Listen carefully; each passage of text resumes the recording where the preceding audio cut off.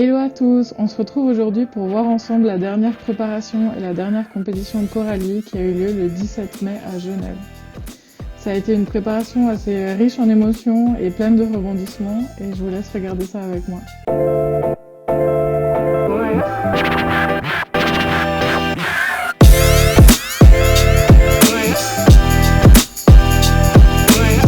Donc dès le début de la prépa, Coralie elle avait des douleurs au niveau du haut du dos suite à un événement qui était arrivé en dehors de l'entraînement.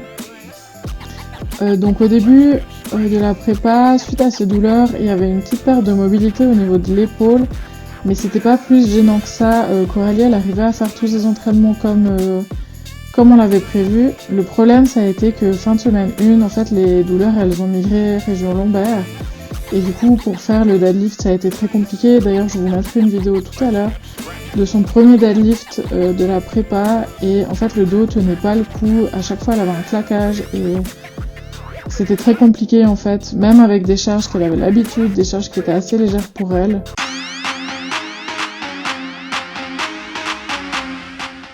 Et là, dans ma tête, j'ai commencé à me dire genre, ok, ça commence à être problématique et il faut qu'on trouve une solution. Du coup, on a décidé de booker un appel.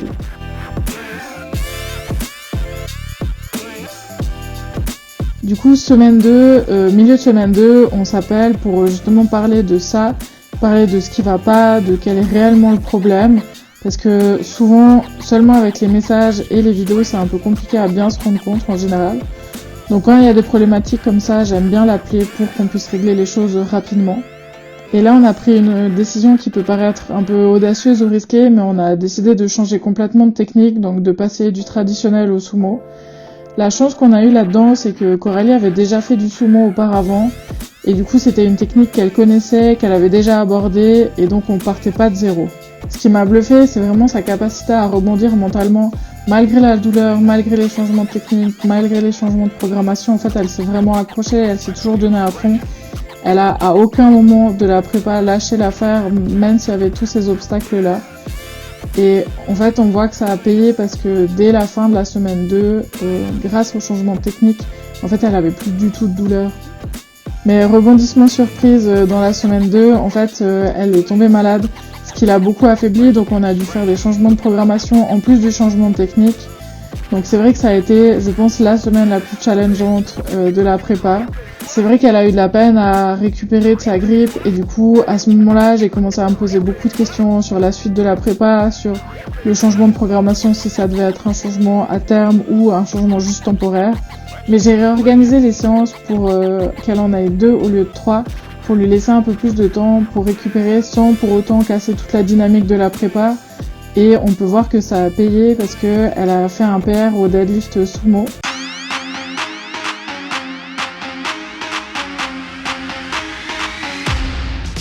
Et tout ça, elle était encore malade en fait. Donc je pense que j'ai été bien plus émue qu'elle réussisse ce PR.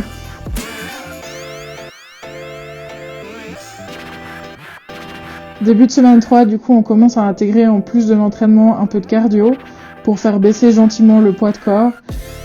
Parce qu'en fait, à la dernière prépa, on est arrivé vraiment la veille sans savoir trop si elle allait être au poids ou pas. Donc c'est vrai que ça a été une source de stress assez importante, autant pour elle que pour moi.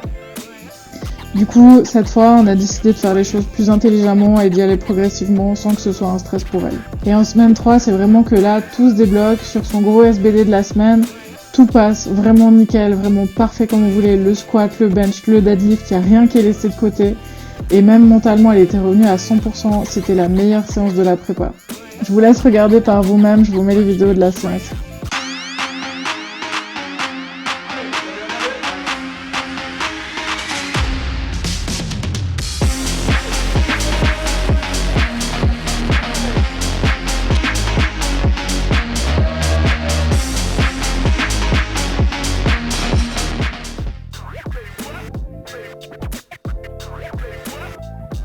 Semaine 4, on commence à diminuer gentiment l'intensité sur les exercices accessoires. Le but là derrière, c'était qu'elle puisse récupérer gentiment nerveusement aussi, qu'on ne la charge pas trop à ce niveau-là en tout cas, pour qu'elle ait toujours du jus le jour de la compétition. Et pendant cette prépa, j'avais préparé une surprise aussi pour Coralie. Quand j'étais à Sheffield en février, j'ai demandé à Tiffany Chapon qui est une athlète que Coralie aime beaucoup, de lui faire une vidéo personnalisée un peu motivante si jamais elle avait un coup de mou pendant une de ses prépas. Et j'ai décidé d'utiliser cette vidéo pendant cette prépa parce que je trouve qu'elle a fait face à beaucoup de difficultés pendant la prépa, qu'elle a jamais rien lâché et je me disais qu'elle méritait vraiment ce petit cadeau, cette petite surprise en plus. Mais comme une invitée n'arrive jamais seule, on a une nouvelle invitée qui s'est présentée et c'était le stress. Et en fait le stress c'était beaucoup dû au jour de la compétition, mais également au fait que c'était une des premières compétitions où Coralie allait vraiment avoir de la concurrence. Et c'est vrai que c'était un élément qu'on n'avait pas forcément eu sur les dernières préparations. Et du coup, ça a été un peu nouveau pour nous deux. Donc, comment est-ce qu'on a géré ça? En fait, c'est que tous les jours on parlait, on évaluait plus ou moins le niveau de stress et on essayait de le gérer en fonction. Et en fait, le stress, c'est pas forcément une mauvaise chose pour les compétitions. Ça peut être un moteur, mais tout dépend ce qu'on en fait, en fait. Et là, je trouve qu'avec Coralie, on a réussi à bien le gérer, à bien en parler pour diminuer un peu son intensité, pour que justement ça devienne plus un moteur qu'un frein.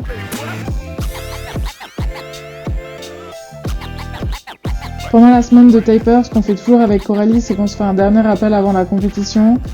Cet appel, il est nécessaire pour qu'on parle des barres qu'elle aimerait faire pendant la compétition, pour voir à quel point elles se sont prêtes à se pousser ou pas. Mais également pour évaluer le niveau de stress, pour parler du poids du corps, pour parler de tout ce qui va entourer en fait le jour de la compétition, pas seulement les barres et c'est tout. Comme c'est notre 3e compétition ensemble avec Coralie, c'est vrai qu'actuellement on a nos repères, on sait exactement de quoi on va parler avant. Et là ça a été vraiment une collaboration pour le choix des barres. On a vraiment discuté de comment ça avait été la prépa, de comment elle se sentait, de comment elle voyait la compétition et de quelle barre elle voulait atteindre. Ce qui a été important pendant cet appel aussi, c'était de parler de comment elle se sentait, de comment elle arrivait à gérer son stress juste avant la compétition. Et ça a été un appel très bénéfique autant pour elle que pour moi.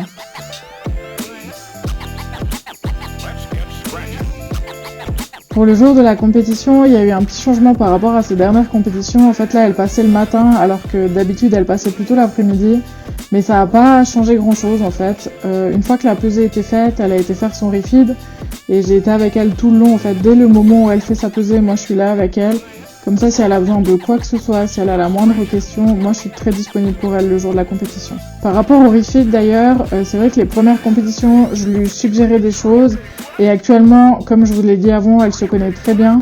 Donc je suis vraiment là plus en soutien si elle a besoin, mais je lui donne plus du tout d'indications ou de conseils, sauf si elle m'en demande. Ensuite, c'est vrai que, en fait, avant qu'elle passe sur la plateforme, moi je vais être là surtout en soutien pour gérer au niveau des horaires, pour lui dire quelle barre faire à l'échauffement, combien de reps, et tout ça pour que justement elle soit prête pour arriver sur la plateforme. Et une fois qu'elle arrive sur la plateforme, là c'est juste à elle de prendre du plaisir et de briller.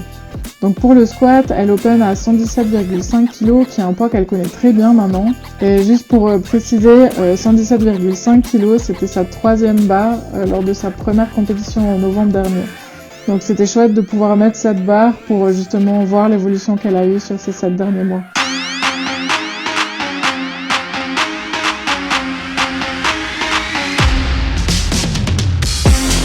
Pour le bench, ces 2 premières barres sont passées vraiment faciles. Et pour la 3e, on a essayé d'aller chercher le record suisse qui est à 65 kg. Mais malheureusement, c'est une barre qui n'est pas passée ce jour-là. Ce qui est dommage parce qu'elle était passée déjà plusieurs fois à l'entraînement, mais ce n'est que partie remise.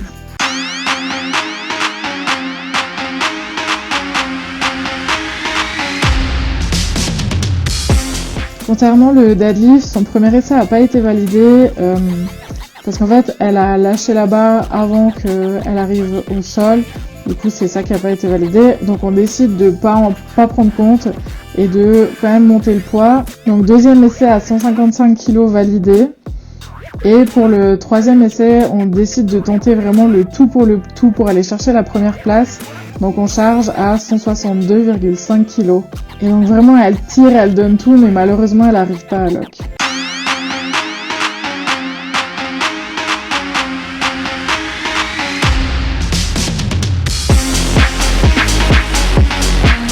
Donc au final, elle termine 2e, mais clairement première dans mon cœur. Elle a fait preuve d'une résilience incroyable pendant cette prépa, pour dire toutes les difficultés auxquelles elle a dû faire face, les douleurs, la maladie, le changement de programme, le changement de technique. Elle a jamais lâché l'affaire, elle a toujours tout donné pour cette prépa. Et franchement, je suis super fière d'elle pour ça. Et je voulais te dire merci Coralie, merci pour ton engagement et merci de me rappeler chaque jour à quel point j'aime ce métier. Et si ce genre de contenu vous plaît, n'hésitez pas à liker, partager et commenter. Et restez connectés parce que il y a une prochaine prépa qui arrive en octobre pour Coralie.